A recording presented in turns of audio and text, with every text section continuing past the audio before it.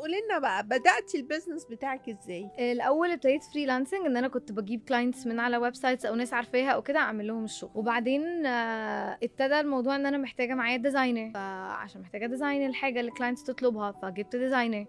بعدين كنتش لاحقه قوي ان انا اكون بكتب انا كمان الكونتنت، فانا كنت انفولد بس مش قوي، فجبت حد تاني كونتنت. وبعدين قلت خلاص انا هلونش ان انا عندي اسم شركه عشان الفيس تبقى احسن واعلى وكده، انه اتس ا كومباني.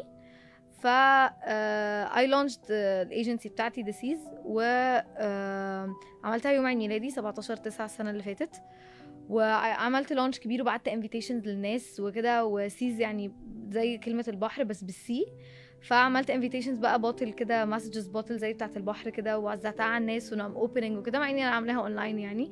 وعملت عيد ميلادي از سيلبريشن اوف ان انا ام ستارتنج البيزنس. ووقتها ابتديت احس ان انا محتاجه حد يساعدني في الكوميونيكيشن مع كلاينت، لان انا مش قادره ابقى اون توب اوف كل ده. ف ان انا بعمل الاستراتيجيز، بعمل بزنس ديفلوب وكده، فقلت هجيب حد يساعدني.